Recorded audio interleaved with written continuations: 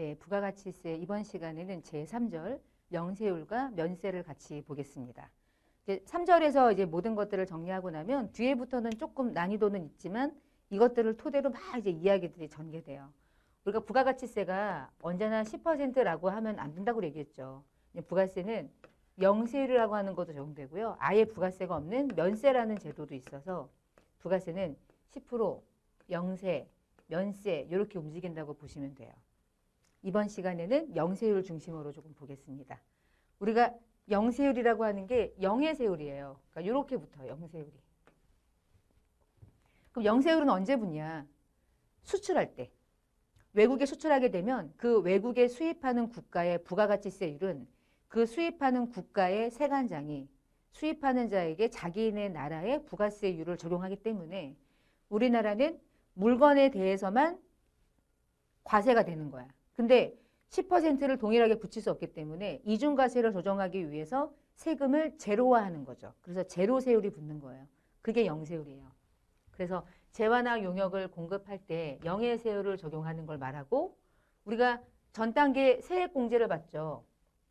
전 단계 세액공제법은 이런 개념인 거죠. 매출세액이 있으면 내고 그것과 관계되는 매입세액이 있으면 세금계산서를 받았을 때 매입세액을 공제해서 나머지를 납부하게 되는 구조인 거예요. 자, 근데 삼성전자는 수출을 하잖아요. 그러니까 매출세액이 없어요. 그렇다고 매출이 없냐? 그건 아니야. 매출은 어마무시해. 근데 영세율이니까 매출세액이 없는 거야. 그러면 매출세액은 없는데 전자제품 만들기 위해서 매입했을 때 부담한 매입세액이 어마무시하게 많이 있겠죠. 그 매입세액은요. 세금계산서 받았고 매출과 관계가 되는 거라면 문제없이 다 공제받아요. 그래서 매입세액이 만약에 5억이잖아요. 다 환급받습니다. 5억 전액을. 영세율은 사실 누구에게 되게 기쁜 제도냐면 사업자에게 아주 큰 의미를 갖는 거예요. 혜택이 커요. 영세율은 국가 입장에서 봤을 때 여러분 국가의 매출은 뭐예요? 기업의 수출이죠. 수출에 대한 촉진의 의미도 있는 거예요. 이중과세를 조정해 주는 것도 의미가 있어요. 소비주고 과세 원칙에 대한 것도 충족시키는 게 의미가 있어요. 그래서 영세율인 거예요. 그래서 여기 밑에 보시면 전 단계 세액공제법에 의해서 부가세를 신고하다 보니까 이런 영세율은 매출세액은 없지만 매입세액이 어마무시하게 많기 때문에 영세율과 관련된 매출세액은 발생하지 않아도 사업자가 부담한 매입세액은 전액 다 환급받는 구조를 가져요. 그래서 부가세가 완전히 자기가 부담해야 될 게 제거되죠. 그 얘기가 무슨 얘기냐면 매출세액은 없으니까 안 내. 매입세액은 다 돌려받아. 손해볼 게 없죠. 완벽해요. 완벽한 제도. 이거를 우리가 완전 면세 제도다 이렇게 불러요. 자, 여기서 우리가 지금 앞에서 이 제목이 영세율과 면세를 같이 비교하는 건데 면세랑 영세율의 큰 차이는 영세율을 적용받으면 세금에 대해서 손해보는 일이 없어요. 그래서 걔를 완전 면세 받는다. 완전 면세 제도. 모든 세금에 있어서 완전하게 모든 걸 다 돌려받아. 근데 면세라고 하는 제도는 어떤 거냐면 매출세액도 없지만 매입세액이 아무리 많아도 못 받아. 이유는 면세 사업자는 애초부터 부가세 신고를 안 하기 때문에 면세와 관련된 매입세액이 아무리 많아도 누구도 면세 매출과 대응하는 면세 매입세액은 돌려받을 수가 없어요. 면세는 부가세 신고를 안 하니까. 그래서 누구 입장에서 이 둘 중에 비교를 한다면 누가 훨씬 더 우위를 점하냐, 누가 엄청난 혜택을 받냐, 얘인 거예요. 얘는 사실은 되게 불안전해요. 면세는 그런 거야. 자, 영세율은 그래서 완전 면세 제도라고 불러. 이유는 모든 세액을 안 내고 다 돌려받아. 완벽해. 그런 제도고요. 영세율 제도가 나온 취지 중에 첫 번째는 소비주고 과세 원칙. 앞에서 얘기했던 거고요. 두 번째는 수출도 촉진해. 예를 들어 삼성전자가 500억이라는 제품을 매출할 때 우리나라 부가가치세를 만약에 10%를 붙여서 수출한다면 물건이 비싸다고 생각하지. 우리가 부가세를 부담하기 때문에 가격이 비싸다고 생각하는 거랑 똑같은 거야. 근데 외국의 입장에서 500억이 10%가 안 붙죠. 영세율이 붙죠. 그러면 500억이 이제 인보이스에 찍혀. 그리고 500억짜리가 도착을 했는데 자기네 나라의 부가세가 15%야. 그럼 여러분 여기서 15%를 부과하면 삼성에 내는 게 아니라 자기네 나라에 내는 거니까 이건 세금이고 얘는 물건이라고 생각하기 때문에 물건에 부가세가 붙어서 물건값이 비싼 효과가 일어나지 않죠. 그래서 수출품의 일부 어느 정도는 가격에 있어서 경쟁력을 좀 갖게 되는 그런 약간의 특징도 조금 있어요. 수출은 그런 의미, 영세율은 이런 의미 그렇게 이해하시면 될 것 같고요. 그러면 영세율은 누가 받습니까? 선생님 수출하는 사람이 받나요? 네. 수출하는 사람이 받는데 우리가 수출하는 품목이 수출하는 사업자가 과세사업자도 수출할 수 있고요. 쌀집 아저씨도 수출할 수 있어. 쌀을 수출할 수 있잖아.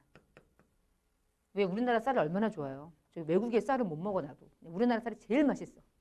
경기미 얼마나 맛있어요. 우리나라 쌀이 최고. 그런데 쌀집 아저씨가 쌀을 수출해. 과세사업자가 과세 품목을 수출해. 영세율은 얘만 받는 거야. 쌀은 수출은 하지만 면세 수출이에요. 영세율은 아무나 받는 게 아니야. 과세하는 사업자가 국내에 팔면 10%가 붙는 건데 수출했기 때문에 이중과세 조정하기 위해서 영세율이 붙는 거고요. 면세 사업자는 면세 매출이고요. 수출하더라도 영세율은 받을 수 없는 거예요. 그냥 면세 수출이야. 그러면 영세율은 누가 받습니까? 영세율은 누가 받나요? 누가 받냐면 과세 사업자가 받는 거야. 근데 우리나라의 과세 사업자는 둘이 있는 거예요. 언제나. 일반 과세자, 간이 과세자. 그럼 일반 과세자랑 간이 과세자 중에 둘 중에 수출을 더 누가 많이 할까? 아니, 그렇게 말할 수는 없지만. 아무리 간이 과세자보다는 일반 과세자가 많이 하겠죠. 근데 간이 과세자로서 내가 사업을 하고 있는데 내가 만드는 이 떡볶이가 있어. 저도 떡볶이를 너무 좋아하는데 국물 떡볶이 있잖아. 그 옛날에 초등학교 다닐 때 앞에서 먹었던 그런 떡볶이가 저기 해외에서 엄청난 인기야. 그래서 간이 과세자 할머니가 수출을 하기로 결정했어. 막 수출해. 영세율 받아요, 못 받아요? 받죠. 간이어도 과세사업자니까. 그래서 과세사업자가 수출했을 때 받는 거고요. 과세사업자는 일반 과세자도 과세사업자고 간이 과세자도 과세사업자인 거예요. 자, 누구만 영세율을 못 받나요? 니만. 면세사업자만. 따라서 면세사업자는 면세를 포기하지 않는 한 영세율을 받을 수 없어요.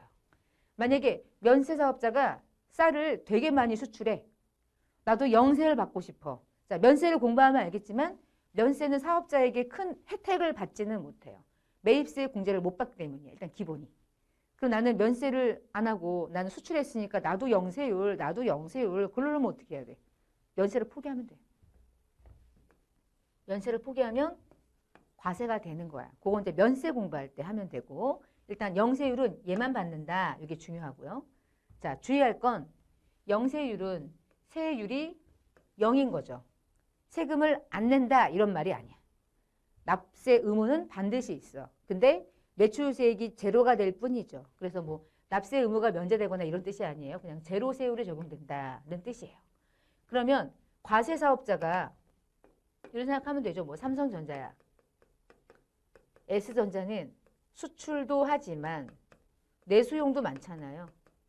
그럼 S전자는 부가세 신고합니까? 당연히 해야 되고요.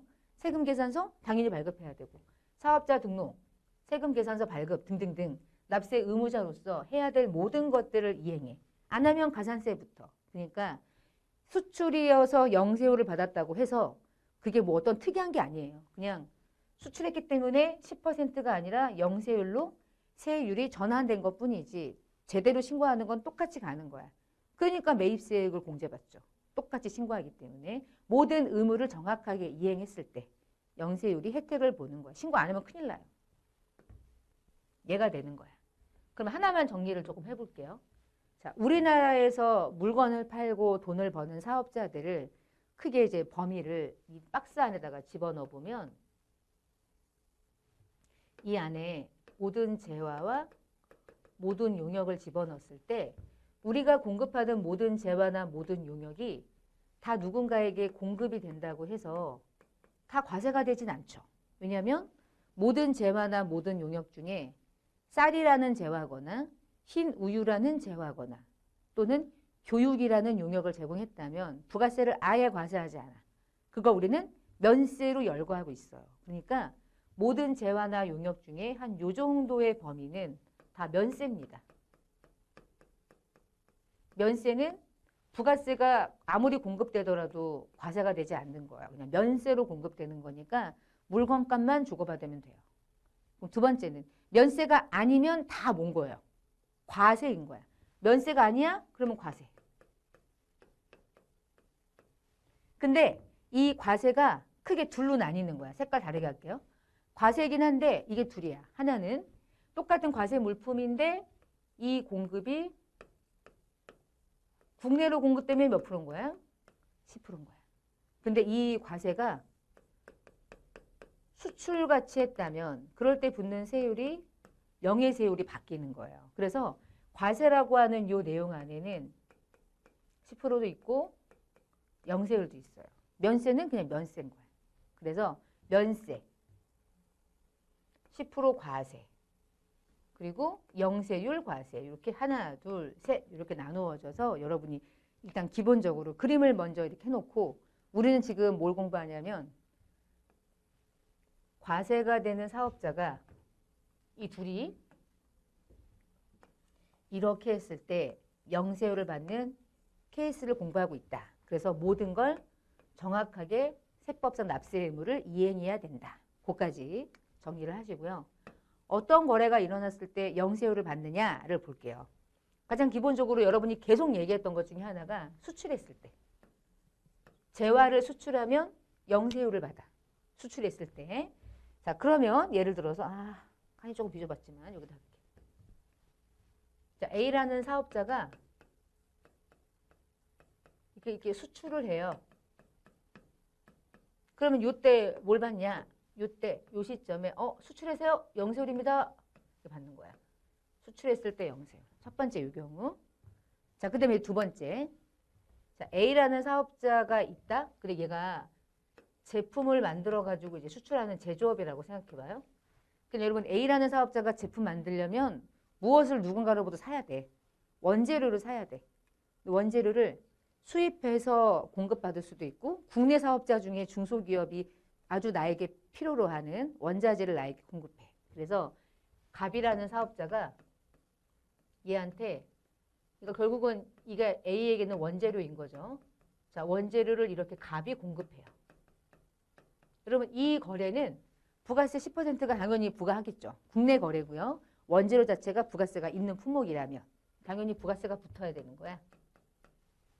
근데 이제 여기서 이제 뭐가 달라지냐면 이 이제 A가 외국의 누군가랑 이제 거래를 할 때 이제 국제 거래가 일어났고 수출 수입이 일어나면 뭔가 이제 약속하는 증서를 주고받죠. 그런 신용장을 그러니까 약속했을 때 결제를 어떻게 할 것이며 이걸 가지고 자금을 조달받을 수도 있고 그렇게 주고받는 무역 서류 중에 하나가 신용장이라는 거예요. 신용장은 레터 오브 크레딧 해가지고 이제 LC라고 불러요. 이렇게. 자, 이게 마스터 LC인 거죠. 그러면 요 수출 품목에 대해서 LC가 개설돼 있어. 신용장이. 근데 갑의 입장에서 보면 이런 생각을 할 수 있거든요. 자, 갑은요. 갑이 원재료를 A에게 이렇게 공급하지 않으면 안 한다면 A는 이 원재료를 가지고 제품을 만들 수 없고 제품을 만들지 못하면 수출할 수 없겠지. 그러면 갑이라는 국내 사업자도 결국은 무엇을 하는 것과 동일한 일을 하고 있는 거냐? 수출에 기여하고 있다고 보지 않을까? 간접 수출, 예를 들면 너는 직접 수출하는 거지만 갑인 내가 너에게 원재료를 공급하면 이렇게 하는 거잖아. 나도 수출에 일부 기여하는 거 아니야? 그럼 나도 영세율을 받을 수 있지 않아? 그러면 갑도 영세율이라는 걸 받을 수 있다는 얘기를 하는 거예요, 지금. 대신 이렇게 영세율을 받으려면 갑이 거래하는 은행과 A가 거래하는 은행 간에 또 다른 어떤 무역 서류가 개설돼야 되는데 이때 개설되는 양식을 우리는 이렇게 불러요. 이게 원래 마스터 LC죠? 국내니까 바꾸면 뭐야? 내국. 국내, 내국. 내국 신용장을 개설하거나 내국 신용장을 로컬 LC라고 불러요. 문제 나올 때 로컬에시, 내국신용장 그게 이 거래일 때 붙는 거예요. 아니면 구매 확인서가 있어도 돼. 둘 중에 하나이면 돼요. 그러면 이게 개설되잖아? 이게 개설되면 갑이라는 사업자가 A라는 사업자에게 공급한 이 거래를 10%가 아니라 어떠한 세율을 적용받을 수 있냐면 이때 영세율을 받을 수 있어. 이것도 뭐라고 보냐면 이것도 수출하는 걸로 보는 거예요. 이거는 우리나라의 물품을 외국으로 보내는 거죠. 이거는 쉽게 말하면 A가 얘한테 한 거야. 그러니까 직수출. 근데 얘가 있는 상태에서 공급하는 국내 거래도 영세율을 받아. 근데 이거는 뭐라고 보냐면 간접 수출로 보는 거야. 예를 들어서. 그래서 이렇게 하는 것도 영세율이지만 이렇게 제공하는데 이런 어떤 증명서류가 있는 상태에서 공급하는 것도 영세율을 받는 거야. 지금 보고 있는 모든 것들은 다 영세율을 받는 거다라고 이해하시면 돼요. 그 다음에 국내 사업장에서 계약과 대가 수령 등 거래가 이루어지는 것들 중에 외국에서 인도한다는 요건의 수출, 중개무역 방식의 수출, 위탁 판매 목적의 수출, 위탁 가공 무역과 관련된 수출, 다 수출. 수출이야? 그러면 영세율. 당연히 어떤 조건인지 상관없이. 그 다음 우리나라 그 보면은 코이카 단체라고 부르는 곳이 여기죠. 한국국제협력단, 국제의료보건재단, 대한적집자사 등에 공급해. 재화를. 근데 이런 곳에다가 공급하면 이런 곳에서 대부분 재화를 공급받아서 활동하는 무대가 저게 국제거래인 거야. 받아서 누군가에게 인도해주고 외국에 가서 이렇게. 그러면 그것도 일부 수출로 의제해서 영세율을 적용해 주는 거야. 이것도 영세율. 그리고 비거주자나 외국법인에게 공급하는 가공 목적의 수출용으로 공급하는 것도 수출로 볼게 영세율. 지금 화면에 나와 있지 않은 아주 많은 것들이 영세율이라고 하는 적용이 어마무시하게 많이 적용돼요. 실제로는. 그러니까 그중에 아주 일부만 우리가 지금 맛보기를 보고 있는 거예요. 그래서 이 중에서 뭐가 여러분 시험에 제일 많이 나오는 용어냐면 요것과 요것이 나중에 이제 프로그램 들어갔을 때 입력을 하거나 영세율이 적용되는 여러 가지 케이스에 많이 나오는 용어가 되겠어요. 두 번째는 외국에 가서 제공하는 용역. 특별히 이렇게. 우리나라 건설사들이 건물을 잘 짓잖아. 해외에 가서 건물을 지어. 그리고 외화 벌어. 외화를 벌이하는 모든 것들이 다 영세율, 수출과 동일하게 인정돼요. 해외 건설공사, 선박, 항공기, 여객, 화물을 국내에서 국외로, 국외에서 국내로, 국외 거래하는 외국 항행 용역도 전부 다 영세율. 기타 외화 획득과 관련된 모든 용역. 달러 벌었어? 다 영세율. 끝도 없습니다. 상당히 많아요. 영세율은요. 매출세액은 제로가 되는데 매입세액은 다 돌려받기 때문에 영세율을 못 받아서 안달인 거예요. 그래서 영세율이 적용되는 케이스가 어마무시하게 많은데 이 중에 우리는 일부만 지금 보고 계시는 거야. 아주 일부. 극소수만. 그럼 세 번째, 영세율하고 세금 계산서하고 무슨 연관관계가 있는지 그거를 조금 볼게요. 우리 방금 전에 요 밑에 있는 것 좀 보면 직수출, 외국에서 일하는 용역, 비행기 외국 항행 용역, 기타 외화 획득 용역. 전부 다 외국에서 일하는 거죠. 결국엔 이렇게 하는 거지. 그러면 이 모든 것들 중에 직수출 특히 그러면 그 내가 A라는 사업자가 아까 외국에 수출하잖아? 이게 전부 다 영세율이잖아요. 자, 그러면 외국에 있는 사업자의 일을 봤어. 애플이래. 그럼 애플이라는 회사에 전화해가지고 저기 사업자 번호 불러주시면 제가 세금 계산서를 끊어드릴게요. 라고 하는 게 가능해요? 불가능하죠. 수출을 했는데 무슨 세금 계산서가 필요해요. 여러분 세금 계산서는 어디에서 거래가 일어났을 때만 필요하냐면 국내 거래에서 얘랑 진짜 매출 매입이 일어났는지 확인하는 용도로 발행하는 거지 수출했을 때는 세금 계산서를 발행할 수가 없어요.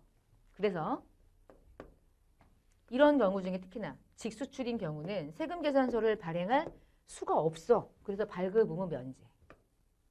발급할 수가 없는 거야. 세금 계산서 어떻게 발행해? 그러면 세금 계산서라는 거는 수출했기 때문에 발행하지 않지만 이게 영세율 적용 중에 유일하게 막 세금 계산서를 발행할 수 있는 경우의 수도 많아요. 그 대표가 뭐냐면 아까 얘기했던 A 사업자가 직수출이지만 갑이라는 자가 내국 신용장 또는 구매 확인서에 의해서 수출했을 때 이렇게 했다면 이때는 영세율을 받을 수 있다고 했는데 자, 근데 결론은 얘도 우리나라 사업자고 얘도 우리나라 사업자니까 영세율 적용이 됐다고 하는 걸 증명해 주면서 동시에 국내 거래니까 세금 계산서를 발행해야 돼.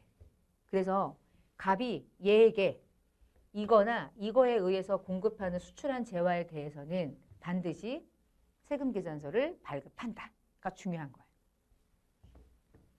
얘는 세금 계산서를 발급해야 돼요. 몇 프로가 붙냐면 영세율이 붙는 거예요. 우리가 세금 계산서는 무조건 10%가 붙는다고 생각하잖아. 근데 안 그런 게 있어. 영세율이 붙는 세금 계산서가 존재해. 그게 딱 이 경우인 거야. 로크렛이나 아까 봤으니까 한번 읽어보시면 될 것 같고요. 자, 그래서 뒷장에 나와 있는 게 그 영세율 세금 계산서의 케이스예요. 샘플이에요. 자, 세금 계산서 이름이 써 있어. 영세율 전자 세금 계산서라고 써 있어요. 그리고 남한이 공급했고 충청이 공급받았죠. 그러니까 아까 갑이 얘고 A가 얘라고 생각하시면 돼. 서로 국내 사업자니까. 자, 800만 원에 공급을 했는데 이때 세액이 제로가 된 거죠. 그래서 800만 원이 공급가액이고 세액은 영세율 적용됐어 라고 이제 기입을 해주는 거예요. 그러니까 부가세가 없는데 면세가 아니라 그냥 영세율 적용이 되는 특별한 세금 계산서가 있고 이 세금 계산서는 어떤 걸 주고받았을 때 이 세금 계산서가 발행되냐 이것이 있을 때 요거 있으면 세금 계산서 발행 직수출은 당연히 세금 계산서 발급 의무 면제 그렇게 영세율 세금 계산서에 대한 부분을 잘 정리해 놓으시면 이 부분이 나중에 실무편에 들어갔을 때 실기 부분에서 상당히 중요한 부분을 차지하게 돼요. 그래서 그것도 한번 잘 정리해 놓으시면 좋겠어요. 영세율 세금 계산서. 자, 이제 뒷부분이 면세인데 면세는 다음 시간에 조금 더 디테일하게 봐야 될 게 면세는 막 내용이 많아. 이런 것들을 하나하나 좀 정리할 필요가 있다 보니까 면세는 조금 별도의 챕터를 구분해서 여러분하고 면세는 다음 시간에 같이 정리하고요. 뭐 짧은 시간 동안 영세율을 조금 봤습니다. 그래서 영세율의 특징 중에 가장 대표적인 특징 중에 하나는 매출은 되게 많아.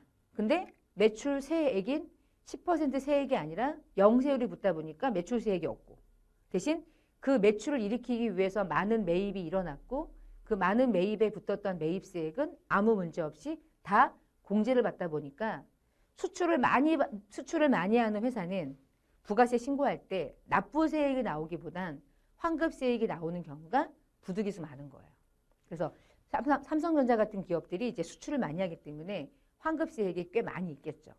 그 환급세액을 어떤 식으로 환급받는지는 저기 뒷부분에 신고 납부 편에서 여러분이 이제 학습을 하실 거고 이번 시간에는 면세를 쭉 보면 시간이 좀 많이 오버되니까 이번 시간에는 영세율까지 같이 보면서 이제 마무리를 하겠습니다.